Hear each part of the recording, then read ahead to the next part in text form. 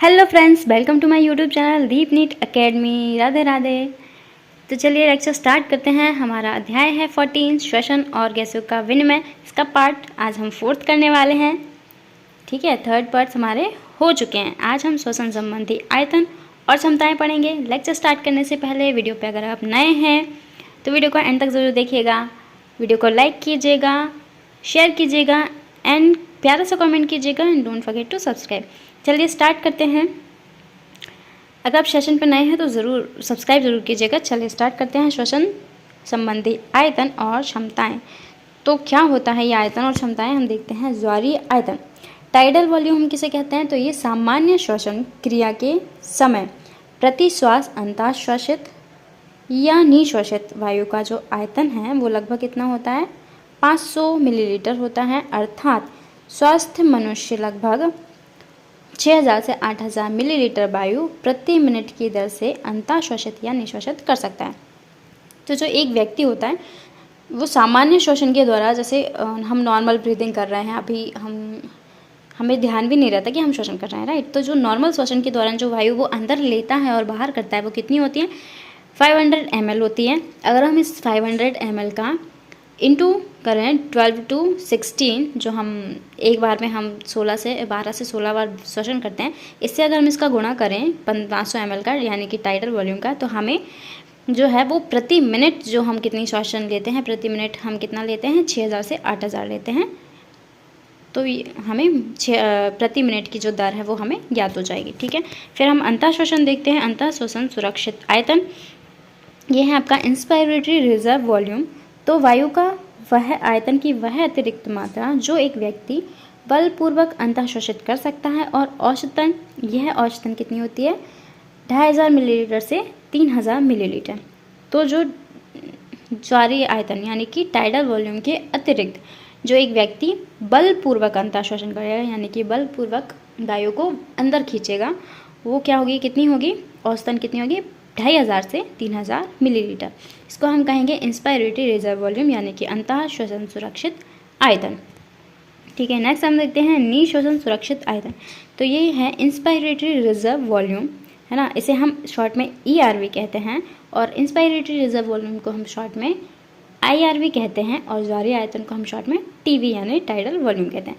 तो देखते हैं निश्वसन क्या होता है कि वायु आयतन की वह अतिरिक्त मात्रा जो एक व्यक्ति बलपूर्वक निश्वसित करता है, यानी कि टाइडल वॉल्यूम के अतिरिक्त एक व्यक्ति वह श्वसन जो वायु की मात्रा, वह वायु की अतिरिक्त मात्रा जो एक व्यक्ति बलपूर्वक, हम बलपूर्वक कितने ज़्यादा निकाल सकते हैं, वो हमारी निश्वसन सुरक्षित आयतन होता है। तो ये औसतन कितना होता है? 1000 मिलीलीटर से 1100 मिलीलीटर। ठीक है, 1000 से 1100 मिलीलीटर। ठीक है,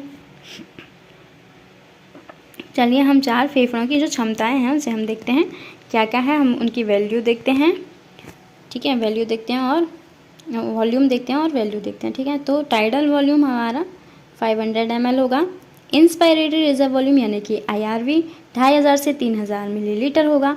इंस्पायरेटरी रिजर्व वॉल्यूम यानी कि ERV जो है वो हमारा 1000 से 1100 होगा, मिलीलीटर होगा, यानी 1000 से 1100 मिलीलीटर होगा। आपका IRV 2500 से 3000। और जो हमारा रेजिडुअल वॉल्यूम यानी कि अवशिष्ट आयतन हम जिसे कहते हैं, वो कितना होगा? अवशिष्ट आयतन वो आयतन होता है जो हमारे शरीर में रहता है, हमेशा रहता है, यानी कि निश्वसन के बाद भी हमारे जो बॉडी में हम सारा जो लिया हुआ अतिरिक्त वायु है उसे बाहर निकालने के बाद भी हमारे फेफड़ों में जो है वो वायु बच जाती है। वो कितनी होती है? वो 11000 से 12000 मिलीलीटर होती है। ठीक है, वो आई एम सो सॉरी, ये कितनी होती है? रेजिडुअल वॉल्यूम जिसे हम अवशिष्ट आयतन कहते हैं। ये वो वायु है जो हमारे फेफड़ों में बचती है, जो कि हमारे लंग्स को पिचकने से यानी कोलैप्स होने से बचाती है। ये होती है 1100 से 1200 मिलीलीटर। ठीक है, फिर हम देखते हैं वाइटल कैपेसिटी। ओके, ये हमारी क्षमताएं आ गई जो कि आपके आयतन से मिलकर क्षमता बनती है। ठीक है, कैपेसिटी बनती है, उसे हम क्षमता कहते हैं। ठीक है, तो ये क्या होगी? चलिए हम पहले ही देख लेते हैं। वाइटल कैपेसिटी किसको कहते हैं हम, जब हमारी tidal volume, inspiratory reserve volume plus ERV यानी कि एक्सपायरेटरी रिजर्व वॉल्यूम, ये तीनों वॉल्यूम जब मिलती है तो ये हमारी VC यानी कि वाइटल कैपेसिटी बनाती हैं। और हमारी टोटल लंग्स कैपेसिटी क्या होगी, ये vital capacity plus reserve volume, ठीक है, जो कि हमारी फेफड़ों में शेष बचता है उस वो, और हमारी वाइटल कैपेसिटी, यानी अगर हम इसे टोटल लिखें तो ये हमारा TV plus IRV plus ERV plus में होगा रिजर्व वॉल्यूम, ये सब मिलकर क्या बनाता है, हमारी टोटल लंग्स कैपेसिटी बनाता है। ठीक है, चलिए नेक्स्ट देखते हैं हम अवशिष्ट आयतन के बारे में। तो अवशिष्ट आयतन क्या है, रेजिडुअल वॉल्यूम, वायु का वह आयतन जो बलपूर्वक निःश्वसन के बाद भी फेफड़ों में शेष बचता है। तो इसका आयतन है 1100 मिलीलीटर से 1200 मिलीलीटर। ठीक है, अब ऊपर वर्णित कुछ श्वसन संबंधी आयतनों को जोड़कर फुफ्फुसीय क्षमताएं बनती हैं,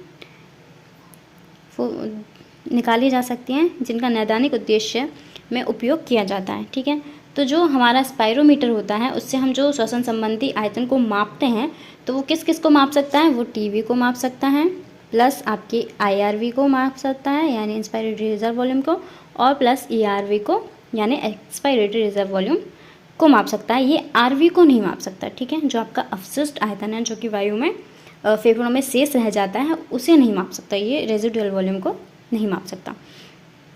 ठीक है, हम अंतःश्वसन क्षमता देखते हैं। ठीक है, कैपेसिटी, इंस्पायरेटरी कैपेसिटी देखते हैं क्या है, सामान्य निःश्वसन उपरांत वायु की कुल मात्रा जो एक व्यक्ति अंतःश्वसित कर सकता है। ठीक है, तो जो सामान्य निःश्वसन होता है यानी कि सामान्य निःश्वसन यानी कि ज्वारीय आयतन, उसके उपरांत जो मात्रा है एक व्यक्ति अंतःश्वसित कर सकता है यानी अंदर ले सकता है, वो क्या होगी, इसकी अंतःश्वसन क्षमता होगी। ठीक है, इसे ज्वारीय आयतन तथा अंतःश्वसन सुरक्षित आयतन कहते हैं यानी कि TV प्लस IRV, इन दोनों को मिलाकर हम क्या कहेंगे, अंतःश्वसन क्षमता, इंस्पायरेटरी कैपेसिटी कहेंगे। फिर आती है आपकी निःश्वसन क्षमता। निःश्वसन क्षमता क्या होती है, सामान्य अंतःश्वसन के उपरांत वायु की कुल मात्रा जो एक व्यक्ति निःश्वसित कर सकता है। इसमें क्या क्या आती है, ज्वारीय आयतन प्लस आपका निःश्वसन सुरक्षित आयतन यानी कि आपका tidal volume plus expiratory reserve volume, ये दोनों मिलकर इंस्पायरेटरी कैपेसिटी बनाती हैं यानी कि निःश्वसन आपकी क्षमता बनाती है। कौन कौन, TV प्लस ERV। ठीक है, फिर आता है आपका क्रियाशील अवशिष्ट क्षमता। तो ये क्या है, ये है फंक्शनल रेजिडुअल कैपेसिटी FRC। तो ये किस किस से मिलकर बनी होती है, ये बनी होती है,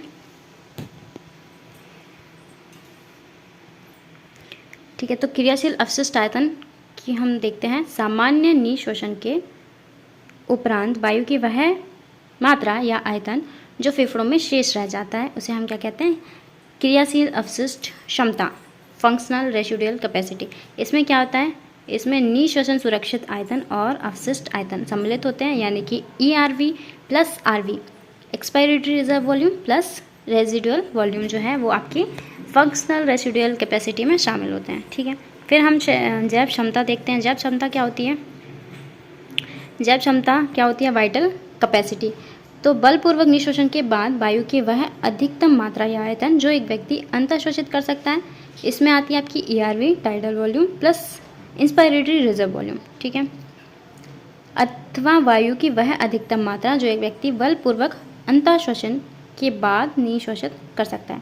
तो वाइटल कैपेसिटी में आपकी क्या क्या आती है, ERV expiratory reserve volume, tidal volume और इंस्पायरेटरी रिजर्व वॉल्यूम, ये तीनों मिलकर वाइटल कैपेसिटी बनाती हैं। ठीक है, फिर हम देखते हैं फेफड़ों की कुल क्षमता, टोटल लंग्स कैपेसिटी।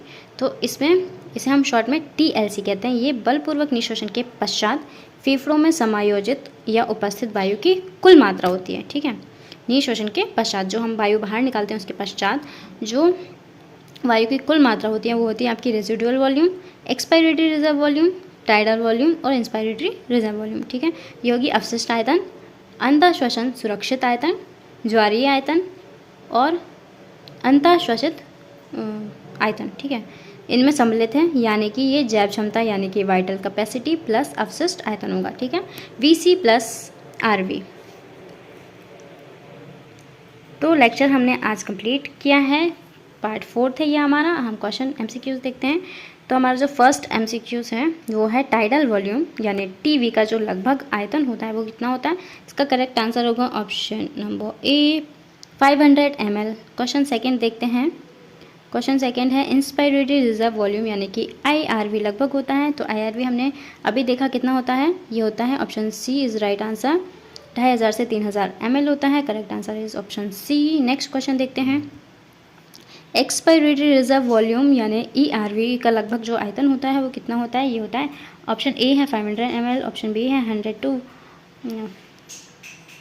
1000 और ये है ऑप्शन सी है आपका 250,000 ml या फिर 300 ml। तो इसका करेक्ट आंसर होगा option B is right answer 1000 से 1100 जो है वो है एक्सपायरेटरी रिजर्व वॉल्यूम यानी कि ERV। क्वेश्चन नंबर 4 देखते हैं। रेजिडुअल वॉल्यूम का लगभग आयतन कितना होता है। तो RV क्या होगा आपका, रेजिडुअल वॉल्यूम क्या होता है, जो आपके फेफड़ों में शेष बचता है, ठीक है। तो इसकी जो मात्रा होगी वो कितना होगी। Correct answer is option B 1100 से 1200 ml होते हैं। और हमारा नेक्स्ट क्वेश्चन है last but not the least 5 है वाइटल कैपेसिटी VC कितनी होती है। तो वाइटल कैपेसिटी होती है हमारी, करेक्ट आंसर है ऑप्शन डी वाइटल कैपेसिटी में आएगी